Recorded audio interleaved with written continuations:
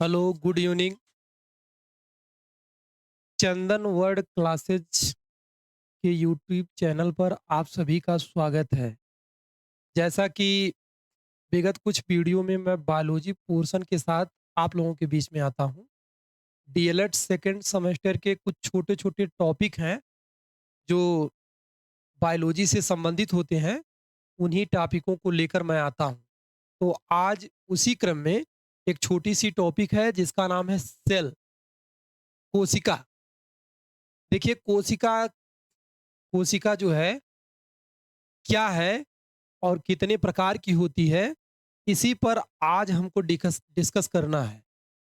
तो हम जो है चलते हैं, जैसा कि देखिए हमने स्लाइड पहले से ही लिख लिया है, बना लिया है ताकि चीज़ों को बताने में आसानी रहे, लिखने में टाइम ज़ाया ना हो। ऐसी कोई बात नहीं है, हम बायोलॉजी से संबंधित बहुत सारी बातें आपको बताएँगे, केवल सीखना है कि कैसे सेल के बारे में हम ज़्यादा जानकारी रखें। देखिए सेल, मैं थोड़ा-सा आपको बताऊँ कि सेल जीवन की क्रियात्मक एवं संरचनात्मक इकाई है। ये तो मैंने लिख दिया, लेकिन वास्तव में सेल है क्या? जैसे एक घर को बनाने में आपको ईंट की ज़रूरत पड़ती है। 4 दीवार इकट्ठा करते हैं तब जाकर एक कमरा बनता है। उसी तरह से कई सारी सेल की तुलना उस ईंट से आप करिएगा। कई सारी सेल जब इकट्ठा होती हैं, तो आगे चलकर जो है धीरे-धीरे जो है हम समझेंगे कि कई सारी सेल जब इकट्ठा होती हैं, जैसे कि मैंने यहाँ फिगर में बनाया है कि ये जब कई सारी सेल इकट्ठा आपको दिख रही हैं, तो ये मधुमक्खी के छत्ते जैसी आपको दिखाई दे रही हैं। कैसी दिखाई दे रही हैं? मधुमक्खी के छत्ते जैसी। तो हम लोग सेल के बारे में इतना ही जानते हैं कि सेल जीवन की क्रियात्मक एवं संरचनात्मक इकाई है और एक वैज्ञानिक है जिसका नाम है रॉबर्ट हुक। इसी वैज्ञानिक ने सबसे पहले एक पौधे के कार्क कैम्बियम में, यानी कि पौधे की छाल में, इसको सबसे पहले 1665 ईस्वी में खोजा था। ठीक है? तो कोशिका जीवन की क्रियात्मक एवं संरचनात्मक इकाई है और एक वैज्ञानिक है रॉबर्ट हुक ने 1665 में इसे खोजा था और यह एक पौधे के मृत छाल से खोजी गई थी, जिसे मधुमक्खी के छत्ते की आकृति जैसा देखा गया और इसे क्या कहा गया? इसे कहा गया सेल। सेल मतलब कोशिका। ठीक है? आगे चलते हैं, कोशिका से संबंधित और सारी बातें करते हैं। ठीक है?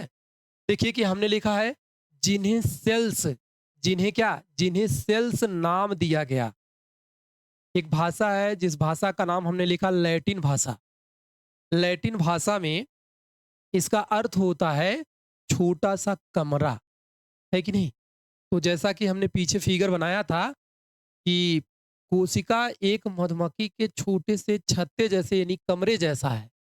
तो हमने लिखा लैटिन भाषा में इसका अर्थ होता है छोटा कमरा। देखिए छोटा कमरा, अच्छा एक शब्द बार-बार आपको आता है लैटिन भाषा। किसी भी किसी भी व्यक्ति का, किसी भी वस्तु का नाम यदि लैटिन भाषा में रखा जाता है तो इसका मतलब होता है उसका एक ही अर्थ होता है। और सारी भाषा जैसे हिंदी है, इंग्लिश है, उनमें अगर जैसे मैं एक छोटा-सा एग्ज़ाम्पल दे रहा हूँ आपको। अगर मैंने कहा 1 गिलास पानी ले आइए, यदि आपने नॉर्मल आंसर दिया हाँ, तो आप पानी ले आएँगे। यदि आपने बल देकर कह दिया हाँ, तो इसका मतलब आप पानी नहीं लाना चाहते हैं। उसके कई सारे अर्थ हो जा रहे हैं, लेकिन लैटिन भाषा में किसी भी वस्तु का एक ही अर्थ होता है, तो इसलिए लैटिन भाषा जहाँ भी मिले आपको, तो आप ये जानिएगा कि उसका मीनिंग एक ही होता है। यहाँ लिखा है कि लैटिन भाषा में इसका अर्थ होता है छोटा-सा कमरा। आगे आते हैं, कोशिका के प्रकार। हम लोग जानते हैं कि कोशिका के मुख्यतः 2 प्रकार होते हैं। एक को कहते हैं प्रोकैरियोटिक सेल या प्रोकैरियोटिक कोशिका और दूसरे को कहते हैं यूकैरियोटिक कोशिका। प्रोकैरियोटिक कोशिका और यूकैरियोटिक कोशिका। देखिए जो प्रोकैरियोटिक कोशिका होती है, प्रो मीन्स होता है प्रिमिटिव, अंग्रेजी का एक शब्द है जिसको हम लोग प्रो मीन्स क्या कहते हैं? प्रो मीन्स कहते हैं प्रिमिटिव, क्या कहते हैं? प्रिमिटिव, ठीक है ना? थोड़ा-सा हम आपको बताना चाहते हैं कि प्रो मीन्स क्या कहते हैं? प्रिमिटिव, और प्रिमिटिव का मतलब होता है प्रिमिटिव, प्रिमिटिव प्रिमिटिव का मतलब होता है आद्य, और आद्य हिंदी में आद्य एक शब्द है आद्य, और आद्य का मतलब होता है पुरातन। क्या होता है? पुरातन, पुरातन मतलब पुरानी। तो जो आपने पढ़ा है आद्य मतलब क्या होता है? पुरातन। पुरातन का मतलब होता है सबसे पुरानी कोशिका। तो प्रोकैरियोटिक सेल जो है ये सबसे पुरानी कोशिका है, और यूकैरियोटिक सेल आज आधुनिक कोशिका के नाम से जानी जाती है, या ये मॉडर्न है। तो यहाँ हम लोग जो है पढ़े कि कोशिका कितने प्रकार की होती है? कोशिका 2 प्रकार की होती है, ठीक है ना? हम लोग पढ़े कि कोशिका कितने प्रकार की होती है? कोशिका 2 प्रकार की होती है, प्रोकैरियोटिक कोशिका और यूकैरियोटिक कोशिका। आगे चलते हैं, फिर पुनः देखते हैं आगे, ठीक है? हम लोग देखते हैं कि जो पहली कोशिका पढ़े थे प्रोकैरियोटिक कोशिका, ठीक है? यह सरल संरचना होती है। कैसी होती है? सरल संरचना, यानी कि इसकी जो संरचना है वो कैसी है? सरल है, एकदम सिंपल है, ठीक है ना? और यहाँ जो केंद्रक होता है, ध्यान से देखिए ये केंद्रक, यह केंद्रक जो यहाँ केंद्रक होता है, देखिएगा ये केंद्रक, यह केंद्रक जो है झिल्ली के बगैर होता है। यहाँ केंद्रक के ऊपर कोई पतली सी झिल्ली नहीं पाई जाती है, इसलिए यह बड़ा इंपॉर्टेंट है कि कौन सी कोशिका में केंद्रक बगैर झिल्ली के पाया जाता है, या एक तरह से कहते हैं कि झिल्ली अनुपस्थित होती है, उसे कहते हैं प्रोकैरियोटिक कोशिका, यानी कि सबसे अद्यतन पुरानी कोशिका, ठीक है ना? अब आगे चलते हैं, हम लोग जो है यहाँ से आगे पढ़ते हैं, इसका हम लोग उदाहरण देख रहे हैं। ये है बैक्टीरिया। तो बैक्टीरिया की जो सेल है ये सबसे पुरानी सेल है। नीली हरी शैवाल, नीली हरी शैवाल, इसी को एक नाम दिया गया साइनोबैक्टीरिया। मैं आपको जानकारी के लिए एक बात और बताऊं कि साइनोबैक्टीरिया फोटोसिंथेसिस की क्रिया के द्वारा अपना भोजन स्वयं बना लेती हैं। कुछ बैक्टीरिया ऐसी होती हैं जो अपना भोजन स्वयं बना लेती हैं, और ये सबसे एक कोशिकी, यानी कि सबसे छोटी कोशिका होती हैं। और आपने पढ़ा कि यह कोशिका सरल संरचना वाली होती है। आपने पढ़ा केंद्रक होते हैं लेकिन उनके ऊपर कोई झिल्ली नहीं होती है, अर्थात झिल्ली अनुपस्थित होती है। उदाहरण इसके बैक्टीरिया हैं और ब्लू ग्रीन एल्गी हैं, यानी कि नीली हरी शैवाल हैं, जिसको साइनोबैक्टीरिया कहा गया है। अब आते हैं दूसरी कोशिका, जो हम लोग पढ़े थे जटिल, ठीक है ना? हम लोग पढ़े थे पहली कोशिका प्रोकैरियोटिक कोशिका सरल थी, उसकी तुलना में दूसरी जो कोशिका है वह कोशिका जटिल है। जटिल यानी कि अगर देखा जाए तो इस कोशिका को बनने में काफी समय लगा। मॉडर्न होने में या बनने में समय लगता ही है ना? आज देखिए जमाना कितना बदल गया, हम ही आप यूट्यूब पर आ रहे हैं तो मॉडर्न में आ रहे हैं, पिछले बहुत सारी चीजों को छोड़कर मॉडर्न सिस्टम में आ रहे हैं। तो वैसे ये कोशिका जटिल कोशिका है, और इसमें केंद्रक होता है, और इस केंद्रक के ऊपर झिल्ली उपस्थित होती है, यानी कि केंद्रक के ऊपर क्या पाया जाता है? झिल्ली पाई जाती है। तो अब नेक्स्ट आगे चलते हैं और अगले क्रम में देखते हैं, ठीक है? हम देखते हैं कि जो यूकैरियोटिक सेल है इसमें आनुवांशिक पदार्थ, याद रखना आनुवांशिक पदार्थ दो होते हैं, एक का नाम है डीएनए और दूसरे का नाम है आरएनए। तो देखिएगा ध्यान से सुनिएगा, मैं आपको ये यहाँ एक और प्रश्न बताऊंगा। अगर कभी आए वायरस, क्या आए? वायरस, ठीक है ना? देखिएगा अभी मैंने बैक्टीरिया को बताया, फिर मैं बता रहा हूँ वायरस। बैक्टीरिया मैंने बताया था प्रोकैरियोटिक सेल में आता है। तो जो वायरस होता है, वायरस के वायरस के अंदर आनुवांशिक पदार्थ दोनों में से एक होगा, या तो डीएनए होगा और या तो आरएनए में से कोई एक होता है। हम लोग जैसे हैं, हम लोगों के अंदर यूकैरियोटिक सेल होती है। जितने भी हायर प्लांट हैं यानी बड़े प्लांट, ठीक है? और बड़े जीव, उन सभी के अंदर क्या होता है, यूकैरियोटिक सेल होती है। और यूकैरियोटिक सेल में जो आनुवांशिक पदार्थ होता है, वह डीएनए होता है और आरएनए होता है, दोनों होता है। लेकिन अगर प्रश्न ये आए कि वायरस की सेल में आनुवांशिक पदार्थ कौन होता है, तो आपको बताना है कि वायरस के सेल में या तो डीएनए होता है, अथवा इसकी जगह पर क्या पाया जाता है, आरएनए पाया जाता है। यानी कि दोनों नहीं पाए जाएंगे, सिर्फ एक पाया जाएगा, या तो डीएनए या तो आरएनए। आगे देखते हैं, झिल्लीदार, यानी कि जैसे अभी हमने पढ़ा ना कि उम, केंद्रक के अंदर यानी नाभिक के अंदर एक परत पाई जाती है, झिल्ली पाई जाती है। उसी को हम लोग कहें कि झिल्लीदार अंगक, अंगक मतलब होता है अंग। कौन-कौन से झिल्लीदार अंग हैं? वो है माइटोकॉन्ड्रिया, गाल्जी बॉडी, ठीक है? और इंडोप्लाज्मिक रेटिकुलम आदि लिख दिया गया है। ऐसे जितने भी अंगक हैं, वह सभी किसके भाग हैं? यूकैरियोटिक सेल के भाग हैं। और यूकैरियोटिक सेल, जैसा कि हमने बताया, सबसे जटिल संरचना होती है। और हमने पीछे बताया आपको कि यहाँ केंद्रक के ऊपर झिल्ली पाई जाती है।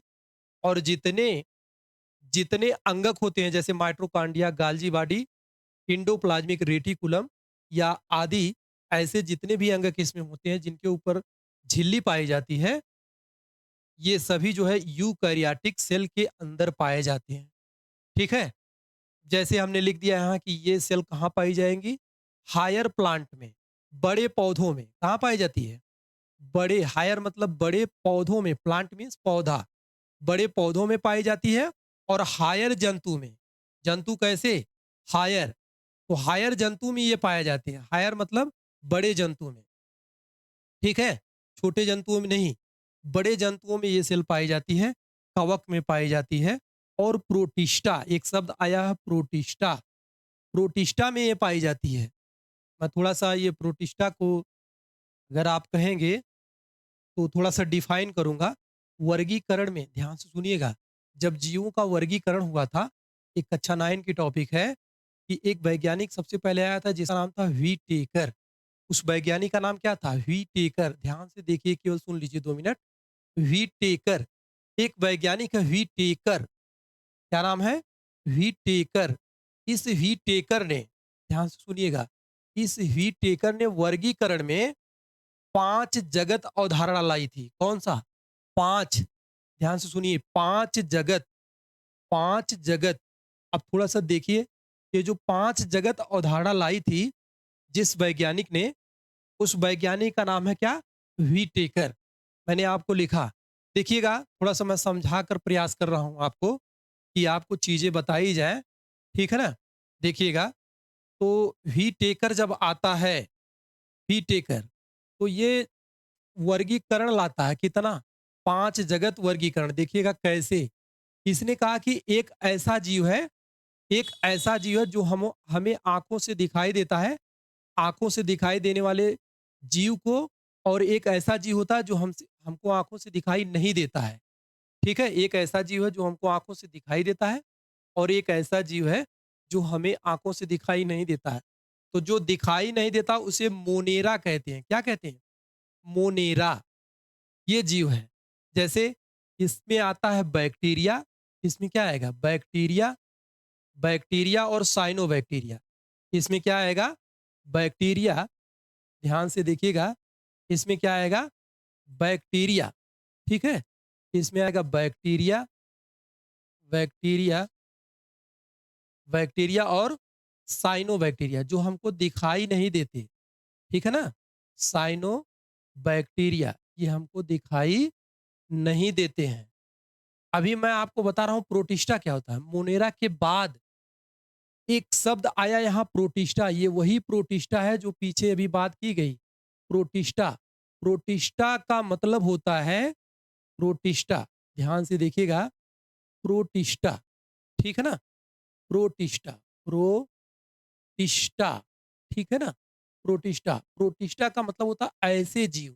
ध्यान से देखिए, ऐसे जीव, ऐसे जीव जो हमें जो हमें जो हमें हमें आँखों से दिखाई देते हैं। कैसे?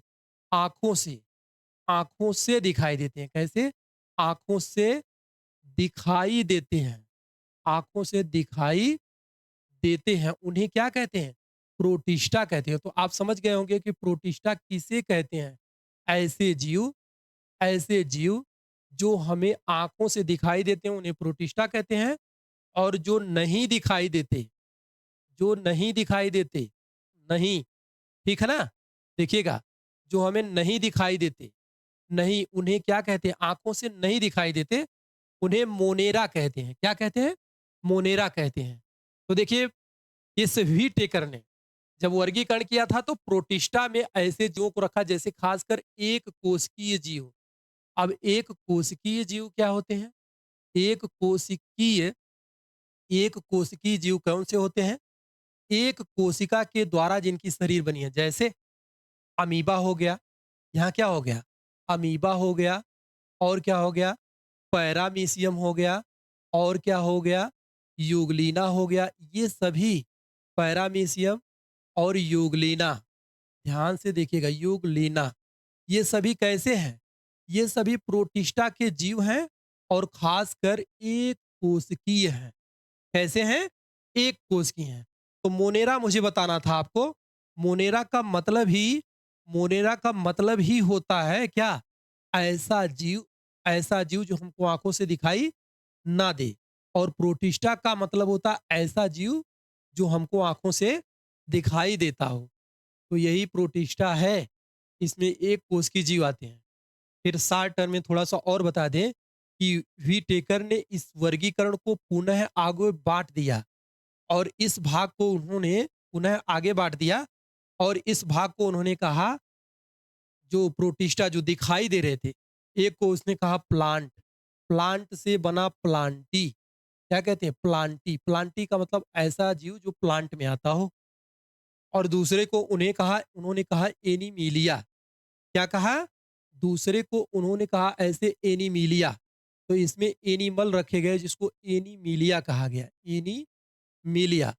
और ये 5 जगह था उनका एनीमिलिया।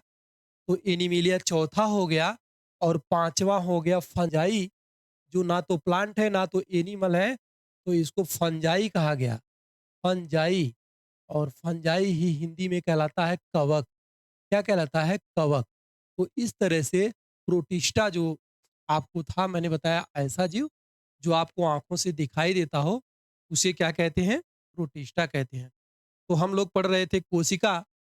कोशिका हम लोगों ने पढ़ा, मधुमक्खी के छत्ते जैसा दिखाई देता है, जिसे ग्रीक भाषा में सेल्स कहा गया। और कोशिका जीवन की क्रियात्मक संरचनात्मक इकाई होती है। इसकी खोज रॉबर्ट हुक नामक वैज्ञानिक ने 1665 ईस्वी में किया था। यह एक प्लांट के कार्क कैवियम, यानी कि उसकी छाल से खोजा गया था। और यह 2 प्रकार की होती है। एक सबसे पुरानी कोशिका जिसको कहते हैं प्रोकैरियोटिक, और एक थोड़ा-सा मॉडर्न कोशिका जिसे कहते हैं यूकैरियोटिक। प्रोकैरियोटिक कोशिका में केंद्रक होता है किंतु झिल्ली विहीन होता है। अतः हम जो है कह सकते हैं कि केंद्रक के ऊपर झिल्ली नहीं पाई जाती, अर्थात झिल्ली अनुपस्थित होती है। फिर आगे हम लोगों ने पढ़ा यूकैरियोटिक कोशिका। यूकैरियोटिक कोशिका में बहुत सारे अंगकों के ऊपर और केंद्रक के ऊपर झिल्ली पाई जाती है, इसलिए इसे कहा गया क्या? Eukaryotic cell. ये बड़े प्लांटों में और बड़े जीवों में पाई जाती है।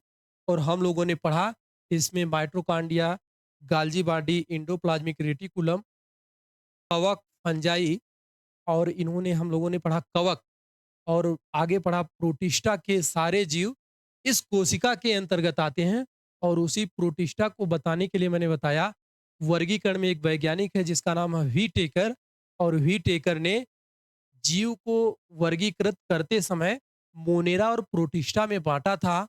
मोनेरा मीन्स ऐसे जीव जो हमको आंखों से दिखाई नहीं देते, खासकर बैक्टीरिया और साइनोबैक्टीरिया, ये दिखाई देते हैं माइक्रोस्कोप से, यानी कि सूक्ष्मदर्शी से। और प्रोटिस्टा प्रोटिस्टा में ऐसे जीव जो हमें आँखों से दिखाई देते हैं, खासकर ऐसे जीव जो एक कोशिकीय जीव होते हैं, जैसे अमीबा, पैरामीशियम, यूग्लिना इत्यादि कह सकते हैं। आगे हम लोगों ने देखा कि वर्गीकरण में जब प्रोटिस्टा को बाँटा गया तो एक टर्म आया प्लांटी, जिसमें प्लांट को रखा गया और दूसरा टर्म आया एनिमिलिया जिसमें एनिमल को रखा गया और इस तरह से मोनेरा, प्रोटिस्टा, प्लांटी, एनिमिलिया 4 हो गए और वर्गीकरण का अगला क्रम चला 5वां जिसको कहा जाता है फंजाई, कवक और यह ना तो प्लांट है, ना तो एनिमल है। तो इस तरह से वर्गीकरण में भी टेकर ने प्रोटिस्टा शब्द का ज़िक्र किया था। आपको समझना है कि प्रोटिस्टा में कौन-कौन से आते हैं जीव, तो एक कोशिकीय जीव अमीबा, पैरामीशियम और यूग्लिना आते हैं। तो देखिए सेल एक छोटी-सी टॉपिक थी, जिसमें जहाँ से प्रश्न बन सकते हैं, सेल कितने प्रकार की होती है? 2 प्रकार की। सेल की खोज रॉबर्ट हुक ने किया। सेल की परिभाषा क्या है? तो आप बताएँगे कि जीवन की क्रियात्मक और संरचनात्मक इकाई को क्या कहते हैं? कोशिका कहते हैं या सेल कहते हैं। बाकी इस टॉपिक को हमने जितना पढ़ाया इन्हीं से प्रश्न बनते हैं। थोड़ा-सा इसमें वर्गीकरण भी आ गया। मोनेरा और प्रोटिस्टा क्या है? तो मैंने प्रोटिस्टा के बारे में बताया। वीडियो लंबी ना हो जाए, छोटी-छोटी वीडियो बनानी है। तो नेक्स्ट क्लास में नेक्स्ट वीडियो के साथ पुनः हम हाज़िर होंगे, ठीक है? और इसमें जो भी गलतियाँ होंगी, जो भी अच्छाइयाँ होंगी उसको कमेंट बॉक्स में ज़रूर लिखना। उससे हम भी सुधार करेंगे और आप भी थोड़ा-सा गाइड करिएगा, ठीक है? आज के लिए इतना ही। शुभ संध्या, नमस्कार।